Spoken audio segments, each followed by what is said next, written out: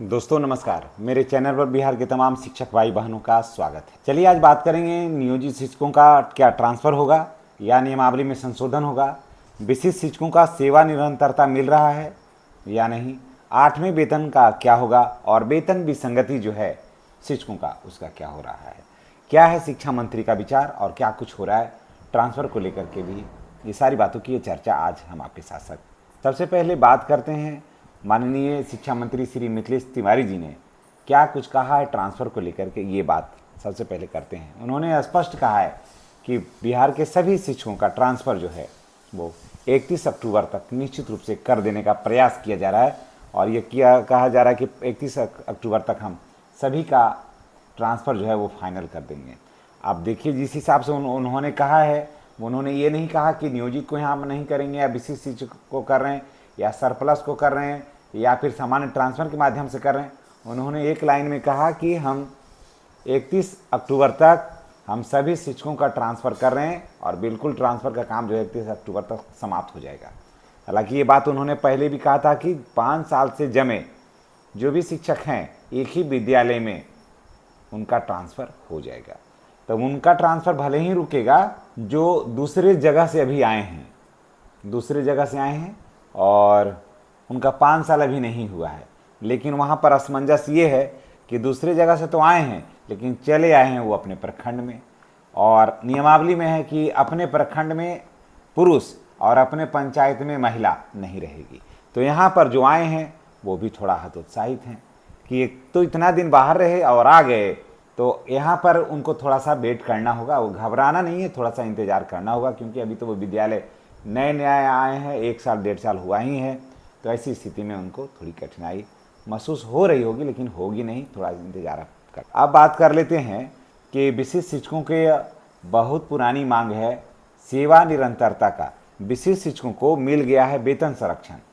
सेवा निरंतरता के संबंध में माननीय शिक्षा मंत्री जी का कहना है कि इस पर विचार किया जाएगा, इस पर विचार किया जाएगा। फिलहाल अभी हम लोगों का फोकस जो है वो ट्रांसफ़र पर है, यानी कि सेवा निरंतरता अभी मुख्य विषय वस्तु नहीं है, मुख्य मुद्दे नहीं है सेवा निरंतरता। अभी मेन विषय है ट्रांसफ़र जो कि सरकार दे रही है सभी लोगों को।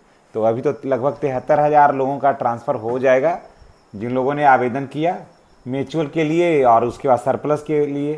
तो यहाँ पर तो सबसे पहले इन्हीं का ट्रांसफ़र होगा।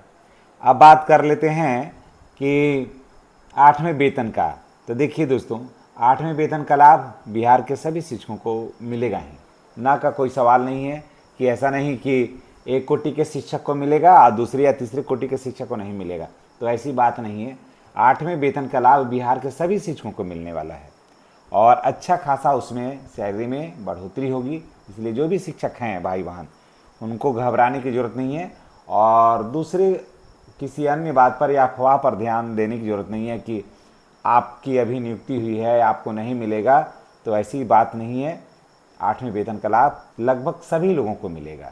हाँ, अब सवाल ये है कि जो वेतन में त्रुटि है, जो 7वें वेतन का पूर्ण रूप से लाभ नहीं मिल रहा है, उसका क्या होगा, ये भी है कि उसका क्या होगा। तो देखिए, वेतन में जो त्रुटियां हैं, उसका स्ट्रक्चर में जो कमियां हैं, उसे दूर किया जाएगा, लेकिन अभी नहीं किया जाएगा। जब 8वें वेतन की सिफारिशें लागू हो जाएगी ना, घोषणा हो जाएगी, उसके बाद वहाँ पर ठीक किया जाएगा, लेकिन ठीक निश्चित रूप से किया जाएगा। तो जितने भी भाई बहन हैं हमारे, वो चैनल पर अगर फर्स्ट बार आए हैं तो चैनल को सब्सक्राइब कर लीजिए। अब बात कर लेते हैं कि नियोजित शिक्षकों के साथ क्या होगा। नियोजित शिक्षकों का क्या बाकी ट्रांसफ़र हो रहा है? तो दोस्तों, नियोजित शिक्षकों की जहाँ तक बात है तो कहा जा रहा है कि नियोजित शिक्षकों का नियमावली में संशोधन होगा और मान के चलिए कि 80% संभावना है कि नियोजित शिक्षकों की नियमावली में संशोधन होगा।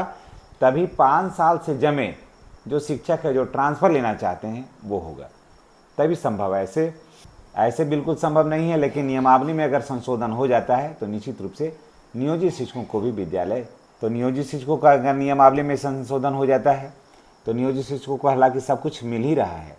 जिला कैडर के हो जाएंगे तो एनपीएस से आच्छादित भी हो जाएंगे वो, ये भी एक बात है, हो सकता है एनपीएस से आच्छादित हो जाए।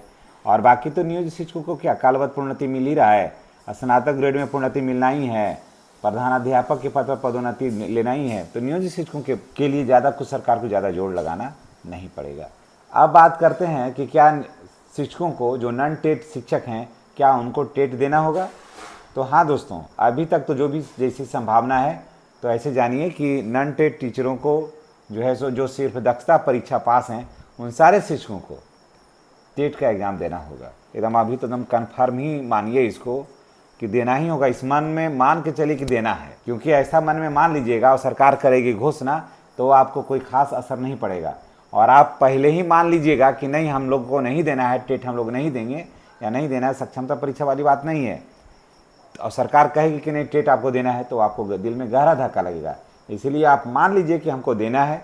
और अभी जो डेट देखे होंगे कि सीटेट का जो डेट निकला है वो खास करके शिक्षकों के लिए ही निकला है कि शिक्षक इसमें आवेदन करेंगे ताकि वो निश्चिंत हो जाए और प्रमोशन का ये सारी मांग जो है उनकी पूरी हो जाए। तो ये पूरी जानकारी आपको कैसी लगी है कमेंट करके बताइएगा।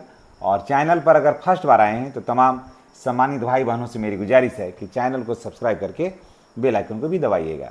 धन्यवाद।